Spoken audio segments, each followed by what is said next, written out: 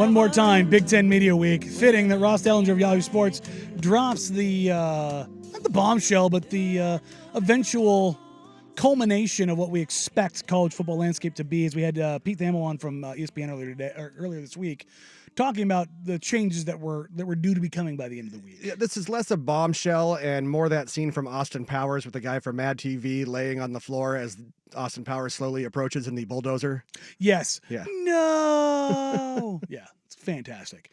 Celine Dion making people cry as she does. Did not remember that she sang at the '96 Olympic ceremony.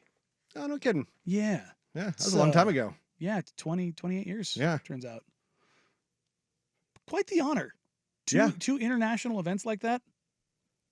You know? Yeah. Kind of cool. Well, she's kind of a big deal. This is the big deal for college football. The cap. And this is in bold letters, circumventing the cap. The settlement also seeks to limit ways for schools to use third-party NIL agreements to circumvent the annual revenue sharing cap. If you want to draw the line here to other sports, the Los Angeles Clippers may or may not have been accused of giving Kawhi Leonard a house and a helicopter to fly back and forth from San Diego to Los Angeles. To keep things outside of the salary cap. To keep things outside of the salary cap. And I would be one to believe that there's plenty of instances of where that has happened in the NBA, and the same in the NFL. Like, if it's not circumventing the cap, but if you go to a big market and all of a sudden one of the major sponsors of that league all of a sudden earns you a deal worth what you may have lost in tax revenue, just suddenly pops up. Right.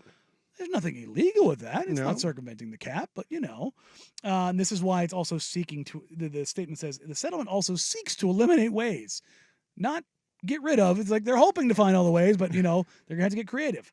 The settlement gives the NCAA and the leagues power to adopt rules that prohibit any transaction designed to defeat or circumvent the cap. Basically, they're putting language in there like, look, here's what it is today, but don't get it twisted. We're going to change this as we go, as you guys get sneakier and sneakier, because if you ain't cheating, you ain't trying. SEC, baby, just means more. Settlement makes clear that that school funds used by an outside entity to distribute to athletes will count against the revenue sharing cap. This is a significant piece of information that seeks to eliminate the possibility of schools circumventing the cap by funding institutional monies through multimedia rights holders, foundations, collectives, and other agencies for athlete distribution, as some are currently doing. Otherwise known as everybody with a top 10 recruiting class right now. Look, Dustin's not here to hear me to stop me from saying it. The Ducks are securing the bag, but so is Georgia, so is Michigan, so is Texas. Yeah. And that's one thing that seems to notice. People like to get bent out of shape over the Ducks, it seems like, more so than other teams. Because it's a flashier bag. It's a flashier bag, but they're all doing the same thing. Look, Georgia, the Ducks, and I don't mean this derogatorily, the Ducks are new money. They're coming up and they're showing up flashier than they have. Mm-hmm. Whereas, look, Texas is new money in a sense of while being old money. The Lamborghinis, come on, guys. Right. But I mean, my favorite one is when you talk about USC and everybody talks about Reggie Bush. Lendale White once a month had a $150,000 bag of cash appear in his apartment on his bed. Unmarked bills. Nice work if you can get it. Non-serialized. He was like, yeah, they had a key to my apartment and it just got there. Oh. But guess what? Nothing flashy about that. Yeah. There's no diamond plate jersey to it. It was just the bag man was the bag man. Mm-hmm. What people don't like is that Oregon's bag man is front and center and has a Nike swoosh on his chest. Right. That's what they don't like. Yeah. Well, and they forget too that while look, Uncle Phil is huge, he's not the only thing behind Oregon athletics. No, but he is literal billions. Yeah. So that's what I think people are like. You can draw the line. Whereas like Oklahoma State, SMU, like what? I was gonna say, were Midwest, people bitching about T-Boone Pickens Yes. and Oklahoma State the same way? No, and then the reason why is because outside of that state, nobody knows who the hell that is. Right. Well, that was going to be my next point. Is like, yeah, you've got these oil magnates in Texas that have more money than God, but nobody cares because they aren't the largest athletic apparel company in the world. That's what it is. But they're saying there's some stuff that they're going to clean up here. There is a line in here that I find to be very interesting. There is, however, one way to circumvent the cap. As part of the revenue sharing model, schools can serve as an athlete's marketing agent for third-party NIL deals by entering into exclusive or non-exclusive endorsements to purchase a player's NIL. That's a very interesting idea. And this is, I think, one of the things that kind of Pat Chum was talking about with revenue streams yesterday, the new AD up at the University of Washington. This transaction permits schools to share revenue with athletes, but it also does something else. Schools are permitted to procure outside third-party NIL deals for their athletes that do not count against the revenue share cap, as long as those deals are proven to be authentic. These are such a policy incentivizes schools to find organic endorsement deals for their athletes with brands and businesses.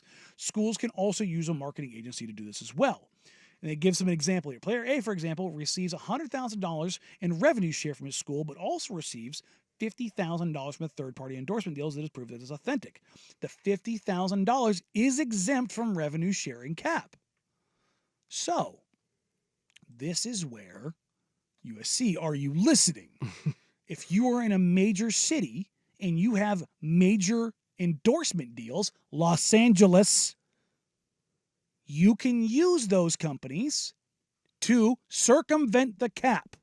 Good luck keeping up, Eugene. USC is going to screw this up. I know they are. Yes, they will. They will, Yeah. but they shouldn't. I'm trying to think of the major cities. I mean, LA is going to crush everyone in potential here. Mm-hmm. Whether or not they actually capitalize on it, we'll see. Right. But that is interesting. That is very, very, very interesting. Because a lot of your biggest teams, too, in college football are not in a large city. Almost all of them aren't. I mean, you have your LA schools, but that's, and even there, ask UCLA about playing second fiddle there.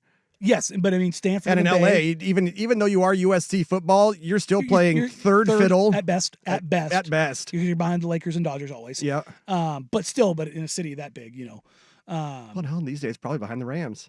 Well, right now, yeah, probably. But Stanford in the Bay. I'm trying to think of any other. Austin for Texas. You're getting closer. Yeah.